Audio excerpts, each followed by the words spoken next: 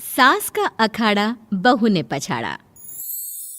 माँ जी, ये कैसे बना रही है शिमला मिर्च? नहीं नहीं नहीं, ऐसी कोई नहीं खाएगा। आप हटिए, मैं बनाती हूँ। कोई नहीं खाएगा?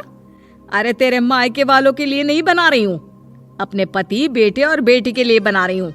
और वो लोग शिमला मिर्ची ऐसे ही पिछले कई सालों से खाते आ रहे हैं। बहू बहू हो ना, थोड़ा सोच समझ कर जबान खोला करो, समझी? माँ जी, फिर तो मैं यही कहूँगी कि आपको खाना बनाना आता ही नहीं। बहू शिमला मिर्च बना लेती है, लेकिन अपने अंदाज में। फिर खाने के टेबल पर, ये सब्जी क्या बहू ने बनाई है? आज बहुत अलग लग रही है। भाभी, रंग तो बड़ा अच्छा दिख रहा है सब्जी का।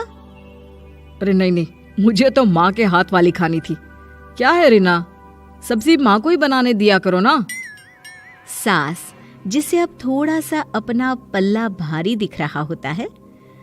अरे अब बेटा मेरा जमाना आ गया।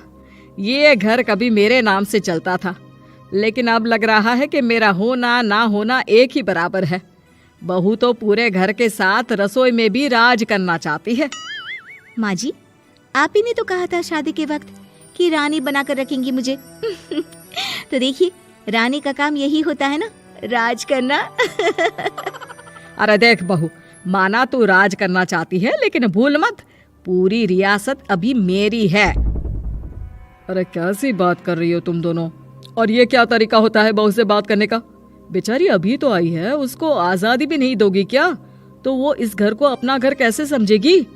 देखिए पापा, माँ सही कह रही है। घर को अपना घर समझी, इसमें कोई बुरी बात नहीं है। लेकिन सिर्फ अपना और हमें पराया करने की कोशिश करे ना जी ना, ये सोच तो बिल्कुल अच्छी नहीं है। देख, तू छोटी है ना, छोटी की तरह रहा कर। हर बात पर बीच में ना बोला कर। क्यों? वो मेरी बेटी है तो मेरे तरफ से ही बोलेगी ना। माँ जी, ये तरफ क्या होता है? हाँ, वो मेरी बहन नहीं है क्या? मैं मानती हूँ कि आज मैंने सब्जी बना दी, लेकिन थोड़ा खाने में बदलाव करना हम स्त्रियां भी तो जानती हैं और चाहती भी हैं। तो इसका मतलब ये तो नहीं कि घर के खाने की कोई वैल्यू ही नहीं है। देख, मैं कोई बहस नहीं करना चाहती, जाओ खाना खा लो। सभी खाना खाने बैठ जाते हैं। अगले रोज, माँ जी प्लीज, ये आस पड़ोस वालों को बोलिए ना, मुंह उठाकर घर में मत आ जाया करे। अरे किसी के घर आने जाने का कुछ वक्त तो होना चाहिए। यहाँ तो सारा दिन मानो लोगों ने धर्मशाला बनाकर रखी है। बहू, वो हम लोगों के परिवार जैसे हैं, पिछले 25 साल से हमारे साथ है। और ये मेरा घर है, यहाँ कौन आएगा कौन नहीं, ये तू कैसे डिसाइड करेगी? और हाँ, तुझे अगर पसंद नहीं ना, तो अपने कमरे में चली जाया कर। वो लोग बात ही कर रहे होते हैं कि पड़ोसन आ जाती है। अरे बहन, हम लोगों ने जागरण रखा है माता का आज रात, सुबह का भंडारा भी, तो बहू रानी को लेकर आना। आना हाँ बिटिया? अच्छा चलती हूँ, और घरों में भी निमंत्रण देना है। अरे हाँ हाँ, हम जरूर आ जाएंगे। वैसे किस किस को बुला रही हूँ? वो तुम्हारी ननद और भाभी भी आ रहे हैं क्या? माँ, क्या आप इनके पूरे खानदान को जानती हैं? अरे भाभी ने ही तो मेरी ननद की शादी की पूरी तैयारियां कराई थी, और मेरे मायके में भी पापा की मौत के बाद वहाँ रहकर इन्होंने ही मुझे संभाला था। इतना तो कोई किसी के लिए नहीं करता। अच्छा, मैं ना फल दे जाऊंगी, काट देना भाभी, मैं दूसरे काम पूरे कर लूंगी। मेरी तो तबीयत खराब है माँ जी, आप ही काट देना सारे फल। मैं रात का खाना भिजवा दूंगी, परेशान ना होना। हाँ? अरे नहीं नहीं, हम लोग बना लेंगे, 4 लोगों का खाना तो बनाना है। अरे नहीं नहीं, आप फल पर लग जाओगी, और बहू की तबीयत भी ठीक नहीं, खाना मैं ही भिजवा दूंगी। पड़ोसन चली जाती है और सास बहू की तरफ देखती है। देखा, जिसे तू धर्मशाला बोल रही थी, वो कितने अपने हैं। हाँ माँ जी, आप उनका काम कर रही हैं, उनके जागरण का प्रसाद तैयार कर रही हैं, तो वो क्या इतना भी नहीं करेंगे आपके लिए? ओहो, तुझसे बहस क्या करना बहू। तभी बहू की माँ आ जाती है। अरे बहन जी, बेटी से मिलने का मन किया तो बिना बताए ही आ गई, बुरा न मानना। ये मत समझना कि ये मेरा घर नहीं, कोई धर्मशाला है। अच्छा अच्छा, तो ये घर पर आए मेहमानों को घर नहीं धर्मशाला वाला समझाने वाली आप ही हैं। वैसे आपको खुशी होगी कि आपकी बेटी के संस्कार भी ऐसे ही हैं। अरे माँ, किन बातों को सुन रही हो? आओ अंदर आ जाओ माँ। माँ बेटी के साथ अंदर आती है तो उसे अचार की महक आती है। हाय रे, कितनी अच्छी महक है। क्या बनाया है बहन जी? अचार बनाया है। आपकी बेटी बोल रही थी कि आप लोग कुछ अलग तरीके से बनाते हैं। मैं तो बस ऐसे ही। हम लोगों के घर पर तो अचार टिकता ही नहीं है। अरे आता ही किसे है अचार बनाना। लेकिन जैसे ही बेटी माँ को कमरे में ले जाती है, क्या है माँ, क्यों आ गई यहाँ पर? बताकर तो आना चाहिए। अरे कैसी बात कर रही है बेटी? माँ को बेटी से मिलने का मन किया तो क्या माँ नहीं आ सकती?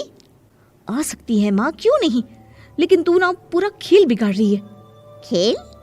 कैसा खेल बेटी? मुझे भी तो बता देती तो मैं भी खेल लेती।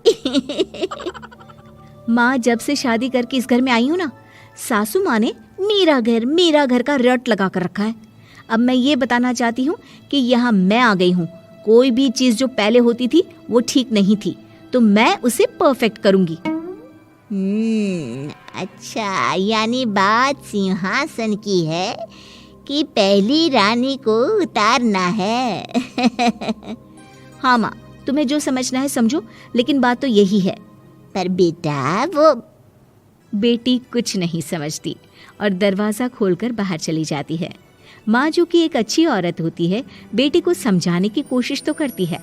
बाहर सास के सामने माँ कहती है, अरे बहन जी, आप चलिए ना मेरे साथ मेरे घर, बहू का मायका भी देख लीजिए।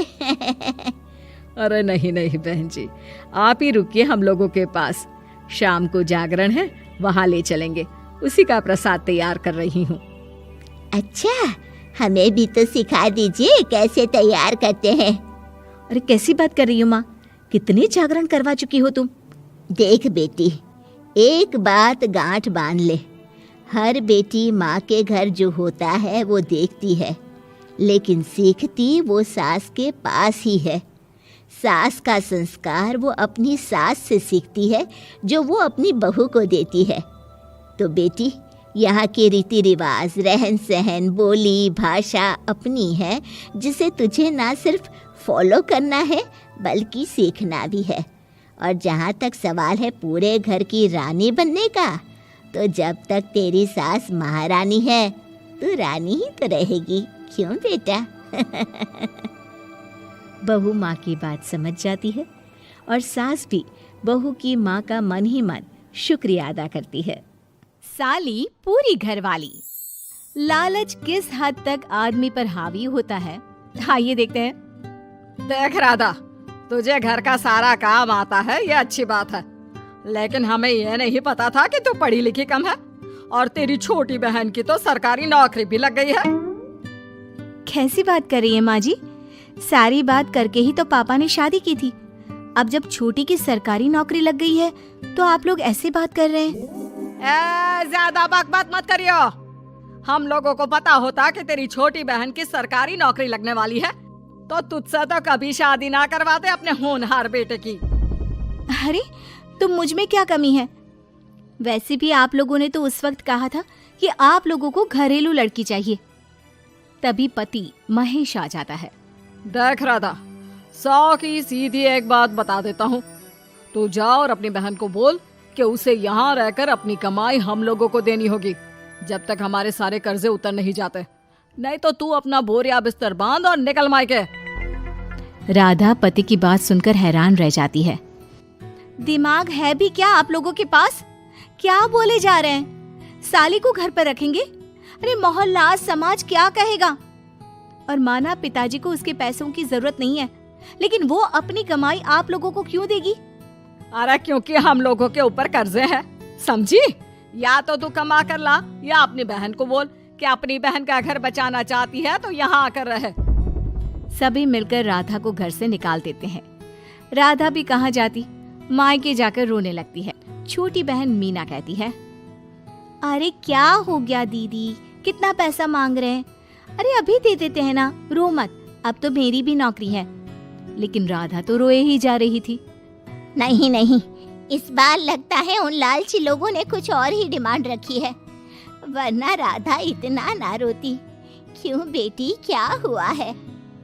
माँ, पिताजी, इस बार जो उन लोगों ने मांगा है ना, वो सुनकर तो आप लोगों के पैरों के नीचे से जमीन खिसक जाएगी। ऐसा क्या मांगा है दीदी? तुझे मांगा है।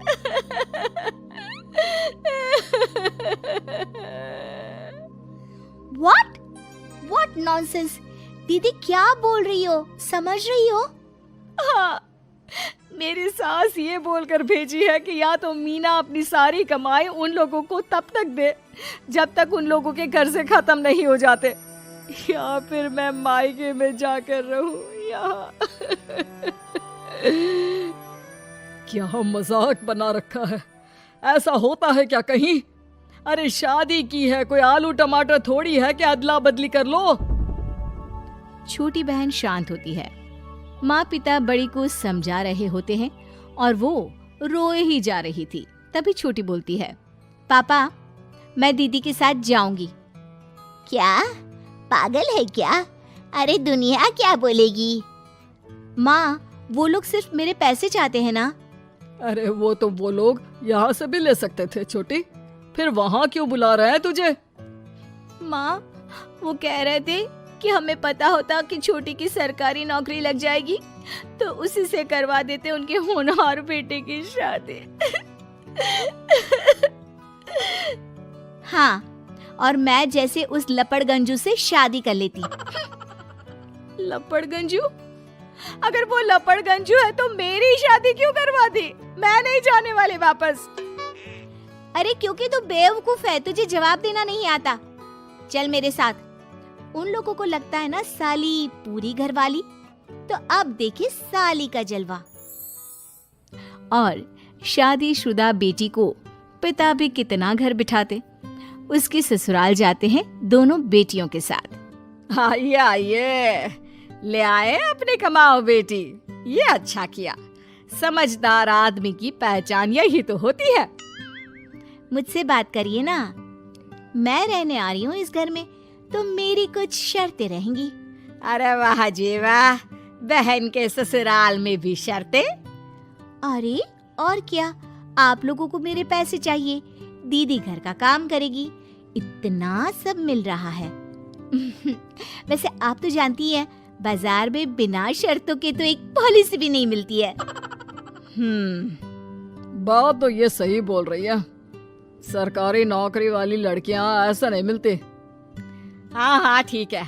अच्छा बोलो छोटी बहू, क्या शर्तें हैं तुम्हारी?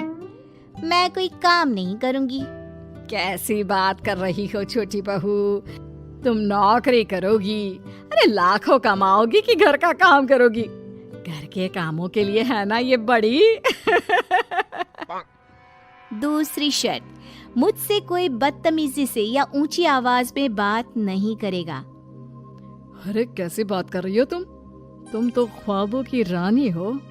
शट अप जीजा जी, साली से मजाक करना अलग बात है, लेकिन याद रहे साली बहन होती है बीवी की, और बीवी की बहन यानी आपकी बहन।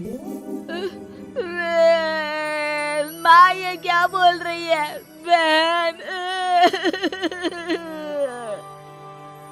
अरे ना बेटा, मैं हूँ ना, बात करती हूँ ना, रो मत बच्चा, रो मत। खैर, पिता दोनों बेटियों को छोड़कर चले जाते हैं। अगली सुबह, अरे सरला, जल्दी से मेरा और तुम्हारी बहन का खाना पैक कर दो, हम लोग ऑफिस के लिए निकल रहे हैं। लेकिन सरला तो सोफे पर बैठकर टीवी देख रही होती है। देखो जी, मेरी बहन पैसे कमा रही है तो मैं क्यों काम करूं?